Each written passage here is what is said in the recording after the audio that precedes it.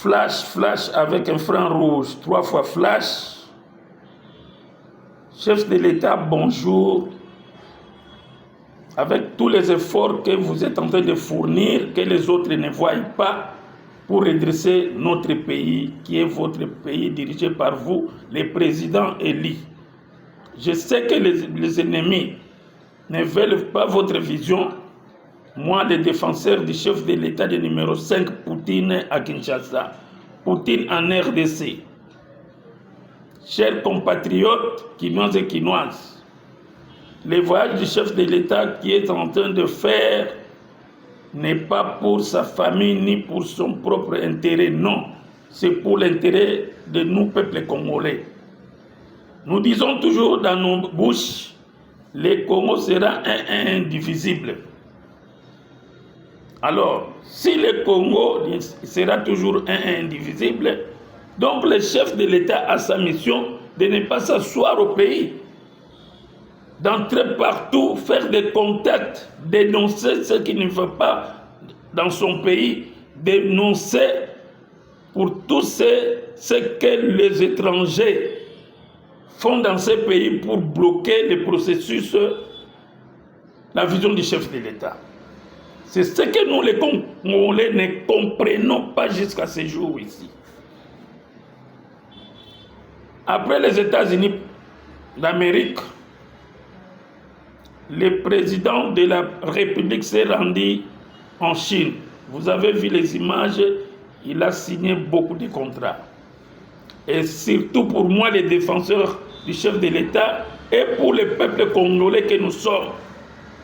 Nous sommes contents du bravoure du chef de l'État. Nous sommes contents parce que le chef de l'État a signé un contrat qui est vraiment séparé de ce que nous cherchons. C'est-à-dire quoi?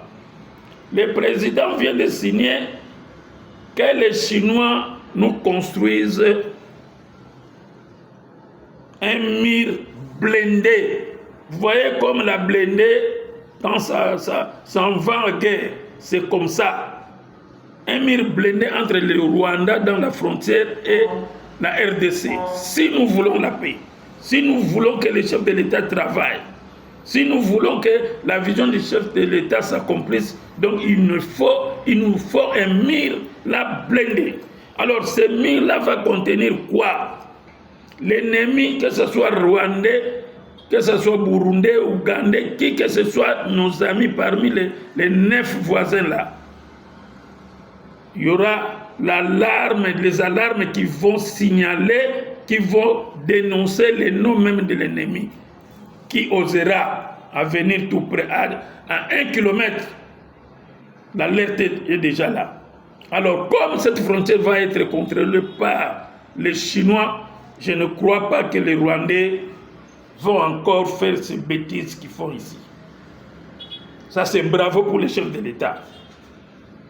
Dès le président est parti à Hongrie, les Hongrois ont besoin de matières premières, surtout pour leurs techniques, comment dirais-je, le terme m'échappe,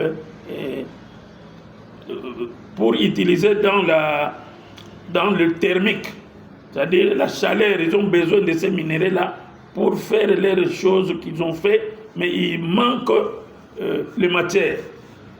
Ils prenaient les matières chez les petits Kagame là-bas. Mais aujourd'hui, quand le président a dénoncé tout ça dans la tribune des Nations Unies, mais tous ces présidents d'autres pays qui s'affiliaient, qui venaient vers le Rwanda pour signer des contrats, avoir des matières, tous se sont mis debout, s'est retirés avec les Rwandais, ils ont résilié leur contrat. Ils montraient les doigts, mais c'est lui le président de la RDC, c'est lui le propriétaire de toutes ces matières-là. Mais non. On quitte les Rwandais, on quitte les Rwandais. Paul Kagame, c'est un escroc, c'est un voleur. Alors le propriétaire, c'est lui. Non, on va le trouver. Il y a plein d'invitations. C'est comme ça que le président est en train de traîner là-bas, mais pas traîner, faire des affaires avec tous ces pays-là qui l'ont sollicité pour rétablir la paix au Congo, la vie sociale au Congo. Tout ce qui est indésirable doit changer. Voilà la mission du chef de l'État. il veut que sa vision puisse fonctionner normalement et que le peuple sente qu'il y a l'opposition qui est maintenant au pouvoir a changé la situation des Congolais. Donc, soyons patients, attendons le moment venu. Ce n'est pas plus loin encore. Ma deuxième intervention revient juste. D'ailleurs, je vous informe, vous savez que les États-Unis viennent de résilier aussi ses contrats avec le Rwanda. Kagame a sollicité avoir un visa à l'ambassade des États-Unis. On lui a refusé le visa parce qu'il voit que non, c'était un aventurier. Il nous a menti beaucoup d'années. C'est pour la première fois depuis 30 ans que le Rwanda est vraiment en franche collaboration avec les États-Unis. Mais aujourd'hui, il est privé de visa. Il ne partira jamais aux États-Unis faire quoi encore? Expliquer quoi encore? Mais tout ça, le chef de l'État, vraiment, après avoir dénoncé tout ça, on leur fait confiance maintenant. Alors nous sommes maintenant avec les Américains, avec les Chinois. Je crois que la guerre des Rwandais, là, c'est vers la fin. Et ça va se terminer. Mon deuxième intervention est sur le cardinal Angongo. Cardinal Angongo, vraiment, je sais que vous êtes politicien, parce que si vous êtes l'église au milieu du village, vous êtes une grande institution, église catholique, reconnue dans le monde entier. Mais ce que vous faites là, ce n'est pas gentil, le cardinal. Le président a bel et bien dit qu'il a tendu sa main. Il ne veut pas le dialogue des choses de ce monsieur-là, le petit aventurier là et les danseurs, hein, Fayoul. Il ne veut pas le dialogue provoqué par Fayoul. Ça ne sert à rien parce que le train déjà a démarré. Il a dit, je tends ma main, tout celui opposant que ce soit, qui ce soit, venez, on fait des échanges des idées, comment on peut faire marcher le pays. Mais ça c'est bon. Mais venir encore faire le dialogue, c'est rien. Mais vous, cardinal, en tant que notre prélat, vous partez là-bas avec ce monsieur des journalistes, il va faire quoi pour le Congo? Il va trouver quelle solution en France là? Rien comme solution. Vous partez critiquer votre pays. Vous partez critiquer votre président. La gérance de ce pays. Mais ça peut venir aussi de vous, cardinal que vous êtes. J'ai entendu parler que vous partez très souvent à l'intérieur du pays. Oui, c'est bien.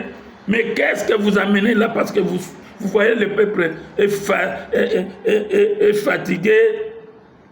Afin, qu'est-ce que vous amenez? Vous partez seulement voir comment les peuples congolais sont en faillite. C'est comme vous venez de le dire. Le pays est en faillite. En faillite par rapport à quoi? Vous le savez bien, vous n'êtes pas étranger, vous habitez Kinshasa, vous habitez le Congo, vous savez ce qui se passe à l'est là-bas. Hein? Il y a la guerre, nous sommes menacés par les Rwandais. Mais comment un président de la République va travailler pour s'occuper de la guerre, rendre